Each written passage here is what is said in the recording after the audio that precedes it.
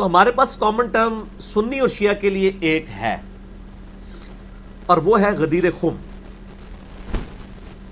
ہمارے تو اکثر سنی علماء جب مدرسوں سے فارغ ہوتے ہیں تو ان بیچاروں نے یہ نام بھی نہیں سنا ہوتا، غدیر خم۔ وہ کہتے ہیں یہ کیڑی شے ہے، تو ہم کو بتاتے ہیں ایک گاؤں کا نام ہے خم۔ غدیر خم وہ جگہ تھی، ایک گاؤں تھا جہاں پانی کے لیے پڑاؤ کیا تھا آپ صلی اللہ علیہ وآلہ وسلم نے 18 ذوالحجہ 10 ہجری میں۔ اس کے تقریباً 3 مہینے کے بعد ربیع الاول کے اندر، تاریخ کنفرم نہیں لیکن دن سوموار ہی تھا، 11 ہجری میں آپ صلی اللہ علیہ وآلہ وسلم کی رحلت ہوگی دنیا سے۔ یہ حدیث صحیح مسلم میں انٹرنیشنل نمبر کے مطابق 4 اس کے طرق موجود ہیں۔ فضائل علی والے چیپٹر میں صحیح مسلم میں 6225 سے لے کے 6228 تک، ہمارے ریسرچ پیپر 5B میں موجود ہے۔ زید ابن ارقم کہتے ہیں کہ جب نبی علیہ السلام مکے سے مدینے تشریف لا رہے تھے حجۃ الوداع سے واپسی پہ، تو انہوں نے خم نامی گاؤں میں پڑاؤ کیا۔ اچھا، اس حدیث کا سٹارٹ اس سے ہوتا ہے کہ کچھ تابعین زید ابن ارقم کو ملنے آتے ہیں اور وہ کہتے ہیں کہ آپ چند ان اصحاب میں سے باقی زندہ بچے ہیں جنہوں نے نبی علیہ السلام کی بہت صحبت کی ہے، اکثر تو فوت ہو چکے تھے۔ یہ حضرت معاویہ ابن ابی سفیان رضی اللہ تعالیٰ عنہ کے دور کی بات ہے جب یہ حدیث وہ بیان کر رہے ہیں، تو ایٹ لیسٹ 30 سال سے تو زیادہ گزر چکے ہوئے تھے۔ حج کے موقع پر زید ابن ارقم سے لوگ ملتے ہیں اور کہتے ہیں کہ آپ نے اتنی صحبت کی، آپ نبی صلی اللہ علیہ وآلہ وسلم کی کچھ باتیں ایسی ہمیں بتائیں جو آپ نے خود سنی۔ یعنی بڑی انٹرسٹ کی بات ہے نا یہ تابعین کے لیے۔ تو ان کا کہ مجھے مجبور نہ کرنا کسی مسئلے میں، اگر میں کچھ باتیں بھول گیا ہوں لیکن ایک بات ایسی ہے جو میں نہیں بھولا، اور وہ غدیر خم کی حدیث ہے۔ کیونکہ ظاہر ہے نبی علیہ السلام اپنا الوداعی خطاب کر رہے تھے۔ آج دنیا میں کوئی الوداعی خطاب کر رہا ہو، کوئی باپ اپنے بیٹوں کو نصیحت کر رہا ہو، ماں اپنی اولاد کو کر رہی ہو، تو لوگ یاد رکھتے ہیں، تو صحابہ نے نہیں یاد رکھی تھی۔ پھر انہوں نے یہ حدیث آگے چلتی ہے پھر کہ حدیث بیان کی کہ نبی علیہ السلام نے خم نامی گاؤں میں پڑاؤ کیا 18 ذوالحجہ 10 ہجری کے اندر۔ اونٹ کے پالان کا ممبر رکھا گیا، آپ صلی اللہ علیہ وآلہ وسلم نے کنکلوڈنگ گفتگو کی، اے لوگو آگاہ ہو جاؤ، میں بھی ایک انسان ہوں، قریب ہے کہ اللہ کا قاصد یعنی موت کا فرشتہ میرے پاس آئے اور میں اس کی دعوت قبول کر لوں۔ میں اپنے باتوں میں 2 بھاری چیزیں چھوڑ کر جا رہا ہوں۔ ان میں سے پہلی چیز اللہ کی کتاب ہے، اس میں ہدایت ہے، اس میں نور ہے۔ تم اللہ کی کتاب کو پکڑو، اپنا تعلق اس کتاب کے ساتھ مضبوط کرو۔ اللہ کی کتاب اللہ کی رسی ہے، جو اسے پکڑے گا وہ ہدایت پر ہوگا، جو چھوڑ دے گا گمراہ ہو جائے گا۔ اور زید ابن ارقم کہتے ہیں نبی علیہ السلام پھر ترغیب دلاتے رہے، اللہ کی کتاب، اللہ کی کتاب، اللہ کی کتاب، لیکن امت نے پھر کتاب پر سے پش ڈال دی۔ تو پہلا پورشن آ گیا کامن بانڈ قرآن۔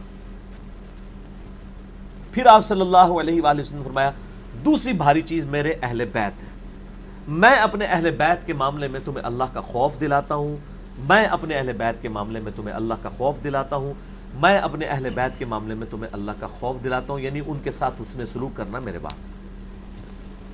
لیکن اہل بیت کے ساتھ بھی جو کچھ امت نے کیا، نبی علیہ السلام کی وفات کے 50 سال کے بعد 61 ہجری میں، وہ ایک تاریخ کا ایسا باب ہے کہ آپ اس کی مثال یعنی پچھلی امتوں میں پیش نہیں کر سکتے۔ بہرحال آپ صلی اللہ علیہ وآلہ وسلم نے امت کو پہلے ہی اس حوالے سے ڈرا دیا تھا۔ اسی حدیث میں زید ابن ارقم سے وہ تابعین پوچھتے ہیں کہ یہ اہل بیت سے مراد کون ہے؟ کیا نبی کی بیویاں مراد ہیں؟ اب زید ابن ارقم جو ہے وہ ایک طریق میں آتا ہے، وہ کہتے ہیں نبی کی بیویاں اہل بیت ہیں، لیکن یہاں پہ وہ مراد نہیں ہے۔ اور دوسرے طریق میں آتا ہے کہ بیوی تو کبھی ایک مرد کے ساتھ ہوتی ہے، کبھی دوسرے مرد کے ساتھ۔ اہل بیت سے مراد نبی علیہ السلام کے دودھ کے رشتے کے لوگ ہیں، خون کے رشتے کے لوگ ہیں۔ اب بڑے سخت لفظ تھے یہ، کئی علماء نے سنا، ان کا یہ کہ تو دریافت کر لیا بھائی، صحیح مسلم میں موجود ہے 6225 سے 6228 تک۔ زید ابن ارقم کہتے ہیں کہ اس سے مراد ہے آل عقیل، آل علی، آل عباس، آل جعفر۔ حضور کے جو قریبی رشتے دار ہیں، یہ 4 خاندان، کیونکہ انہی کی اولاد کو کربلا میں ذبح کیا گیا تھا نا بعد میں، تو انہی کے بارے میں اللہ تعالیٰ نے اپنے نبی علیہ السلام کو غیبی خبر دے دی تھی کہ آپ کی امت یہ اہل البیت کے ساتھ سلوک کرے گی۔ اچھا، یہ حدیث مسلم میں تو اتنی ہے، غدیر خم کی حدیث۔ یہ باقی جو کتابیں ہیں نا، سنن نسائی الکبریٰ ہو گئی، مسند احمد ہو گئی، اور اسی طریقے سے السنہ امام ابن ابی عاصم کی، اور باقی کتابیں، میں نے سارے 8 طرق اس ریسرچ پیپر میں 33 نمبر کے اوپر جمع کیے ہیں، 33 نمبر۔ اس میں آگے حدیث چلتی ہے کہ آپ صلی اللہ علیہ وآلہ وسلم نے پھر اصحاب سے کہا، اے میرے صحابہ، قرآن کی یہ آیت النبی اولا بالمؤمنین من انفسہم وازواجہ امہاتہم، نبی علیہ السلام اپنے امتیوں پہ ان کی جانوں سے بڑھ کر حق رکھتے ہیں، اور نبی کی بیویاں امت کی مائیں ہیں، کیا اس کے تحت تم میرا حق اپنے اوپر مانتے ہو؟ سب نے کہا بلا یا رسول اللہ، کیوں نہیں؟ پھر آپ نے مولا علی کا ہاتھ پکڑا اور یوں صحابہ کے درمیان بلند کیا، پکڑ کے فرمایا کہ پھر جو میرا حق مانتا ہے اپنے اوپر، حق ولایت، محبت والا حق، آقا ہونے والا حق، من کنت مولا فہذا علی مولا، پھر جس کا مولا میں ہوں اس کا مولا علی۔ پھر اسی حالت میں آپ نے کہا اے اللہ اس سے محبت رکھ جو علی سے محبت رکھے، اس سے دشمنی رکھ جو علی سے دشمنی رکھے۔ اور صحیح مسلم میں کتاب الایمان چیپٹر میں شروع میں حدیث ہے 240، علی سے محبت نہیں رکھے گا مگر مؤمن، علی سے بغض نہیں رکھے گا مگر منافق۔ وہ تو اس سے بھی بڑی بات ہے، محبت علی از دا لٹمس ٹیسٹ آف ایمان، کیونکہ علی کی اولاد نہیں ذبح ہونا تھا، علی علیہ السلام کے ساتھ ہی اس طریقے سے بعد میں ظلم ہونے تھے۔